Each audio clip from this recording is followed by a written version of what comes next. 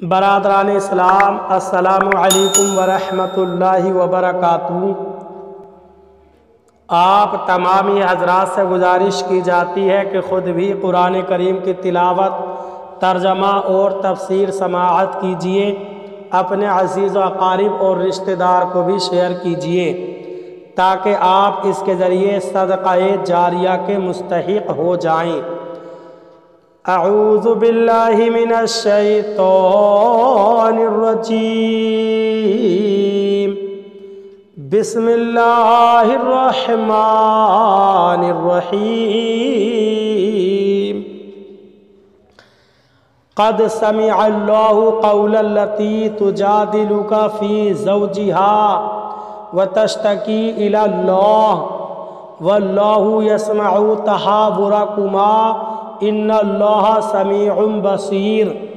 ترجمہ کنز الایمان۔ اللہ کے نام سے شروع جو نہایت مہربان رحم والا۔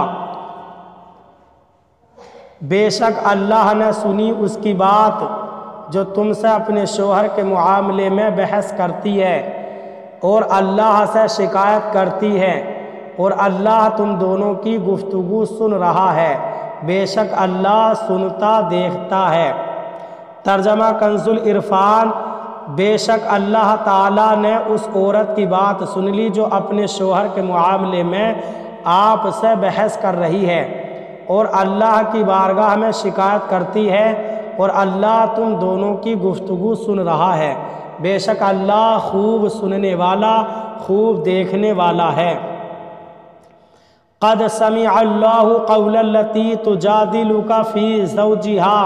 بے شک اللہ نے اس عورت کی بات سن لی جو اپنے شوہر کے معاملے میں آپ سے بحث کر رہی ہے۔ شان نزول۔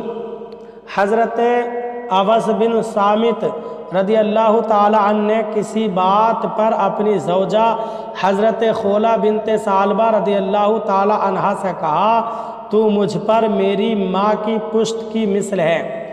یہ کہنے کے بعد حضرت اوس رضی اللہ تعالی عنہ کو ندامت ہوئی۔ یہ کلمہ زمانے جاہلیت میں طلاق شمار کیا جاتا تھا، اس لیے حضرت اوس رضی اللہ تعالی عنہ نے اپنی زوجہ سے کہا، میرے خیال میں تو مجھ پر حرام ہو گئی ہے۔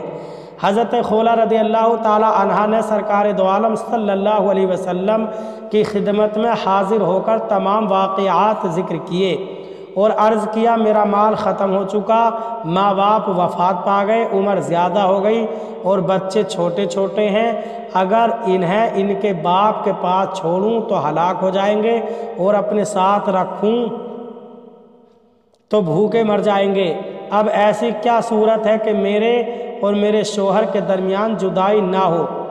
رسول کریم صلی اللہ علیہ وسلم نے ارشاد فرمایا، تیرے بارے میں میرے پاس کوئی حکم نہیں، یعنی ابھی تک زہار کے متعلق کوئی جدید حکم نازل نہیں ہوا، اور پرانا دستور یہی ہے کہ زہار سے عورت حرام ہو جاتی ہے۔ حضرت خولہ رضی اللہ تعالی عنہ نے عرض کی، یا رسول اللہ صلی اللہ علیہ وسلم، حضرت اوس رضی اللہ تعالی عنہ نے طلاق کا لفظ نہیں کہا، وہ میرے بچوں کے باپ ہیں اور مجھے بہت ہی پیارے ہیں۔ اسی طرح وہ بار بار عرض کرتی رہیں، اور جب اپنی خواہش کے مطابق جواب نہ پایا تو آسمان کی طرف سر اٹھا کر کہنے لگیں، یا اللہ عز و جل، میں تجھ سے اپنی محتاجی، بے کسی اور پریشان حالی کی شکایت کرتی ہوں، اپنے نبی اکرم صلی اللہ علیہ وسلم پر میرے حق میں ایسا حکم نازل فرما جس سے میری مصیبت دور ہو جائے۔ ام المؤمنین حضرت عائشہ صدیقہ رضی اللہ تعالی عنہ نے اس سے فرمایا، خاموش ہو جا اور دیکھ رسول کریم صلی اللہ علیہ وسلم کے چہرے مبارک پر وحی کے آثار ظاہر ہیں۔ جب وحی پوری ہو گئی تو ارشاد فرمایا، اپنے شوہر کو بلاؤ۔ حضرت اوس رضی اللہ تعالی عنہ حاضر ہوئے تو حضور اقدس صلی اللہ علیہ وسلم نے یہ آیتیں پڑھ کر سنائی۔ اس آیت کا خلاصہ یہ ہے کہ پیارے حبیب صلی اللہ علیہ وسلم، بے شک اللہ تعالیٰ نے اس عورت کی بات سن لی جو اپنے شوہر کے معاملے میں آپ سے بحث کر رہی ہے، اور اللہ تعالیٰ کی بارگاہ میں اپنے حال، فاقے اور تنہائی کی شدید ہونے کی شکایت کرتی ہے اور اللہ تعالیٰ تم دونوں کی آپس میں ہونے والی گفتگو سن رہا ہے۔ بے شک جو اللہ تعالیٰ سے مناجات کرے اور اس کی بارگاہ میں گریہ و زاری کرے تو اللہ تعالیٰ اس کی مناجات کو سننے والا اور شکایت کنندہ کو دیکھنے والا ہے۔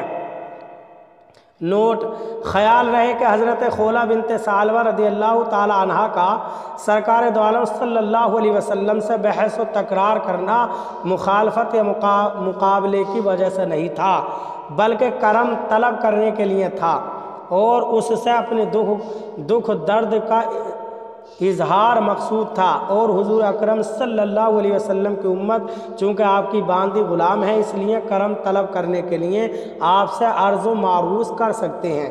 نیز یاد رہے کہ اللہ تعالیٰ کی بارگاہ میں ہر شکایت کرنی بری نہیں، بلکہ بے صبری والی شکایت کرنا برا ہے۔